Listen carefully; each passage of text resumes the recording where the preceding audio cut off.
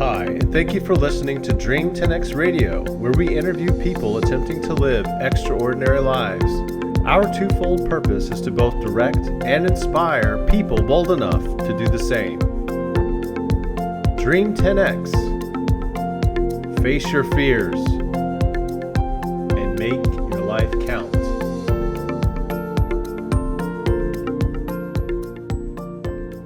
Hey, Dream 10X, it's your boy JC. And Dr. Cable. Happy Thanksgiving, everybody. Happy Thanksgiving, Cindy. Happy Thanksgiving. 2021, and we are barreling into 2022, and it's shaping up to be a very busy year next year. Very excited. I'm feeling overwhelmed because I don't know how we're going to get everything done next year, but we have big goals, big dreams, and we'll see what happens. Let the cards fall where they may. But this episode, we are talking about a book by John Sterling called Sales for Noobs. And I wanted to change the format of this podcast podcast video a little bit, and just talk about real quick the top 5 takeaways that I got from this book. And hopefully that'll make things a little bit smaller and more succinct, and encourage people to read the book and find out more details about the book themselves. So here we go. Top takeaway number 1 was information about the Colby Index. And I had never heard about the Colby Index before, and I shared it with Cindy, and Cindy's all about this kind of stuff. But this index is really, how would you describe it? Like you mentioned, is a behavior assessment, things that, how you describe it. So there's different types of assessments that people can go through. Some people have heard of the Myers-Briggs, which gets into your personality. There's StrengthsFinder by Gallup, which is one of my favorites. There's 34 key strengths in people and how they show up, so it's that positive psychology approach. There's DISC behavioral styles, and those are the behaviors externally that you see. And this is kind of a really cool combination of those. So it looks at your need for detail orientation, like how much detail do you want, or do you just like 25 words or less broad picture? So your ability to find facts, your follow through. So how systematized and practical are you, or can you just jump into any situations and immediately adapt as needed? How quickly are you to get things started, to change direction?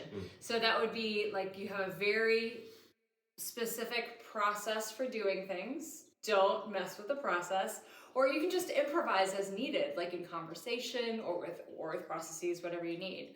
And then implementer is the last, and that is how imaginative and big thinking you are. Or are you more focused on building and improving what's already there?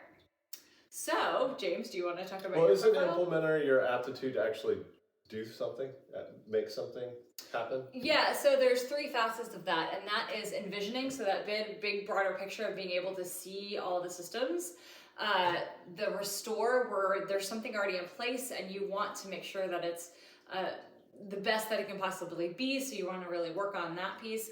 Or the demonstrative, where you're like building new things, which is you, right? Yeah, I love building these things. Software, yeah. So I went ahead and took the test. There's a link to, I think it's Colby.com. Yeah. And Mr. Sterling highly recommends that you take the test in this book. And so we both took the test, and I came out as a 5.357. And so those numbers mean that I'm a 5 on the scale, so I'm right in the middle of fact finding. So you like explanations. Yeah, and to have facts to kind of back up while we're doing things that we're doing. Yeah. 3 on follow through, so I'm kind of light on actually following through with things. I don't know if I agree with that, but that's how I came out. But what that means is, so you were a 3 on fact finding, or 5 on fact finding, right? 5, yeah. So yeah, what that means is you like those facts and those details and the reason behind. So I'm a simplify. I want 25 words or less. I don't care about the details. Just give me the top theory or top outline. Wait. So where were you for fact finding? That's what I was telling you. I was a simplify. I'm a 3. You're a 3. Okay. Yep. And then follow through? So follow through, we're both, I'm a 2 and you're a 3, which means we both adapt. So what that means is it's not that we don't necessarily have follow through, it's that we're adapting to the next thing that's coming along, and so we can pivot as needed. And so it's the next shiny thing. So being able to focus and maintain that, it's good to partner with somebody who's more systematized. It's interesting that I scored similarly to you, and I'm always making fun of you. I know. So what was your quick start? 5 on quick start. 5 on quick start. So what does that mean to you? I have a pretty good aptitude for starting something from scratch. Yep, that's true, and you can modify as needed. And then for me, I'm an innovator, so I'm like always looking for to take in new information and create new things. You're a 4. On the last one? No, I'm a 9. For quick start. For quick start, I'm a 9. You're a 5. Oh, sorry. I'm a 9, so that's my top is a 9. Interesting. Yeah. So definitely very high on that. Yeah, okay. Yeah. And then so that's good because I like have ideas and then you like make them happen. And you have ideas and we both make them happen. And then the last one's implementer. I got a 7 and you got a restore. So you like to really build new things and create new things and make them all. So you're a 5. I'm a 5. Yeah, I take what's there and then I build on what's there, what we already have versus new stuff. So what was interesting to me about this was the so what. So why do this? Why take this test and find out kind of where you fit on these different spectrums?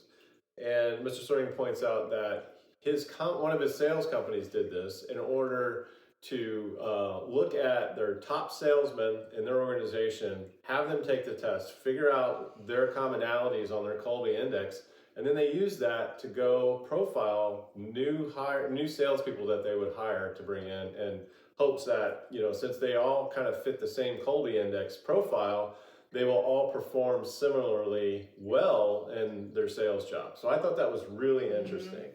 Looking at this to profile people that you bring into your organization, try to perform similarly to the high performers that you already have in your organization.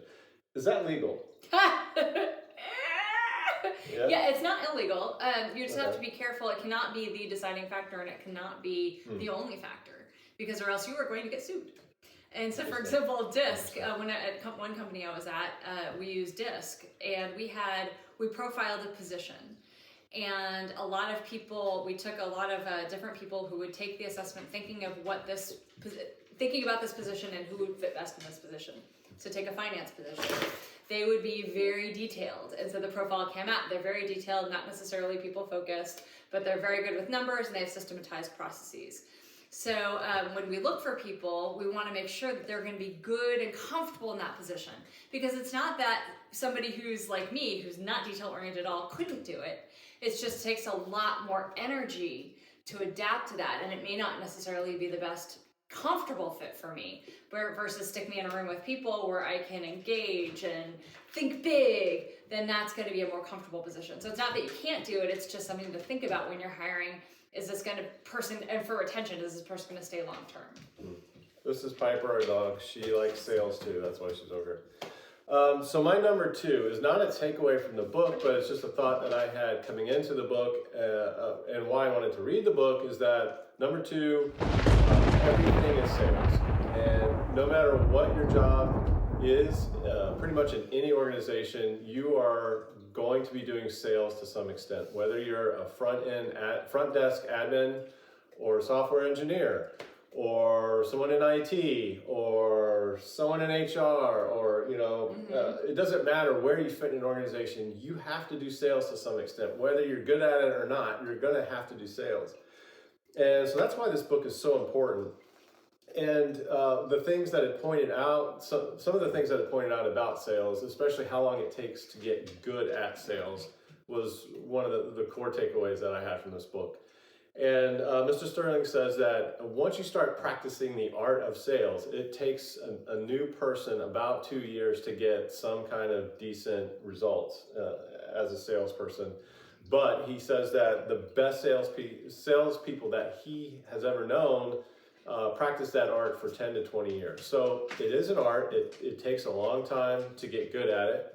And we're all involved in sales. And so that's one reason I really love this book. And the cool thing about the Colby Index is that when you understand your own profile, when you're talking to customers and doing the selling, you talk to them in their style, in ways that they understand. So for example, if you have somebody who is a 1 and doesn't want any details, then you don't want to be going through every single fact sheet because they are not going to hear you. So it's going to help you be a better salesman by speaking their language. That's interesting. So that segues nice with my number 4 top takeaway. We'll skip number 3 for a second and go to number 4.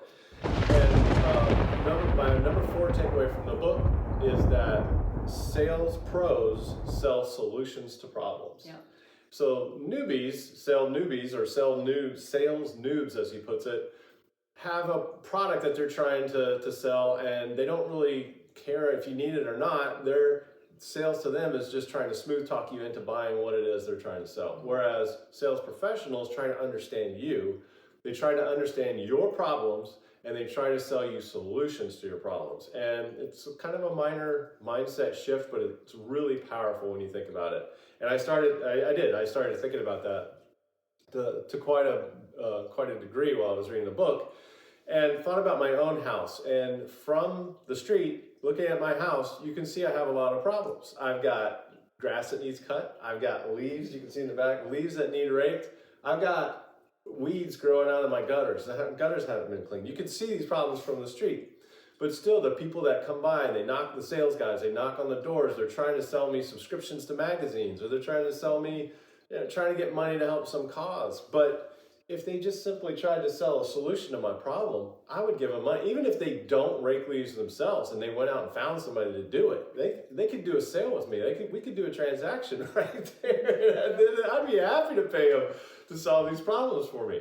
So this is a great takeaway from this book, is if you're doing sales, you got to figure out your customer, what their pain points are, and how to deliver a solution to them. And the sales pros spend a lot of time analyzing problems of their potential customers and how to provide solutions to those problems, and even doing the analysis on what the ROI on those solutions is going to be for their customers. So that's what it takes to be a sales pro. And that's internal and external, as you were talking about. Every single position has an element of sales. So in HR, we're always trying to prove our ROI so that we get money for next year or starting new programs. So it's internal and external to your company.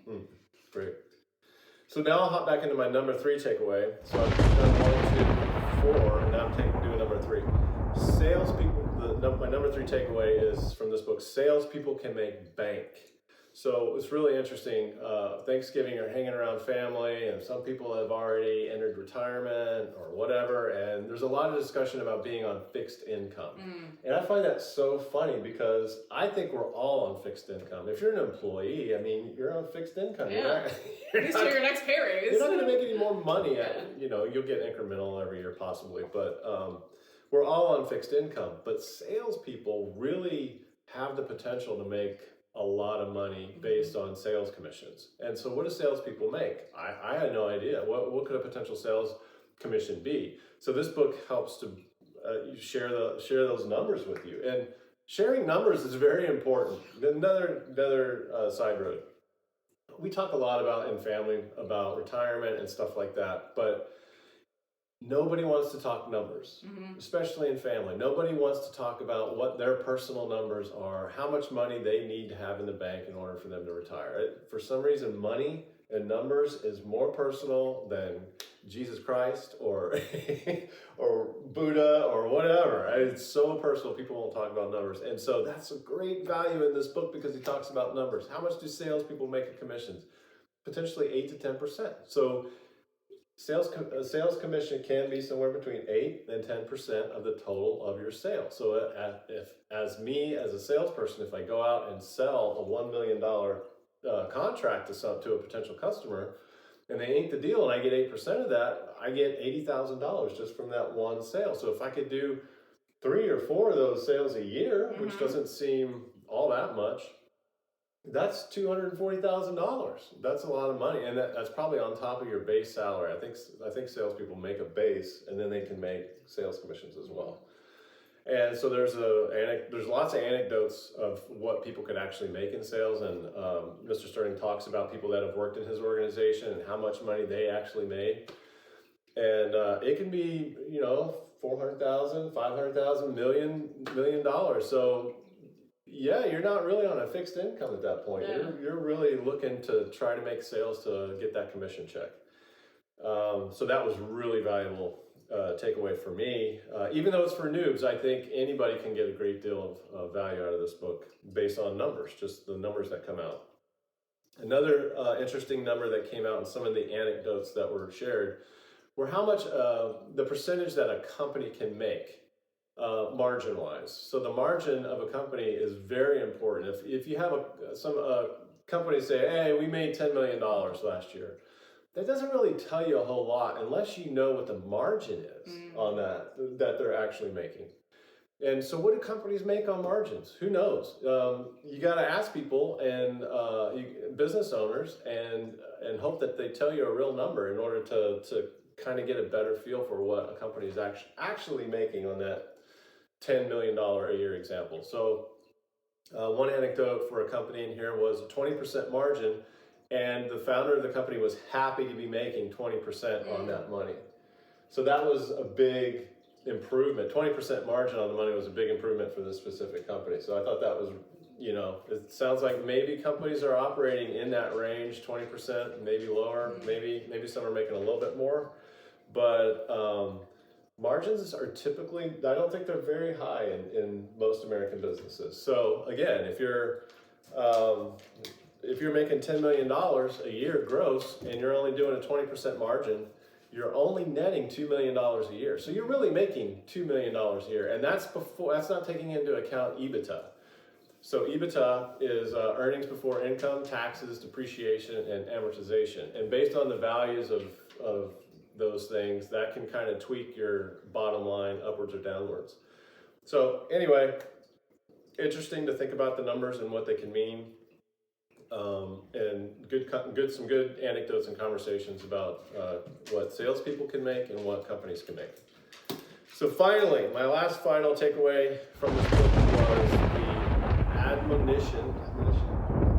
the admonishment to be like Michael Jordan. And I really like that. And the admonishment is to focus on your own game and to continuously educate yourself, practice your craft, practice your art, whether it's sales or software engineering or business leadership or whatever. Continuously practice that, continuously educate yourself to get better, and seek to continuously improve your stats. So be like Michael Jordan. And I thought that was great. I love this book. I think anybody will appreciate it. I would love to give it to my kids if I thought they would read it. But Sales for Noobs by John Sterling. Salestrainingfornoobs.com. Great book. Hope you guys have a great December. Here we go, the last month of the year, wow. 2021. Unbelievable. Getting ready for 2022, baby. Coming on strong.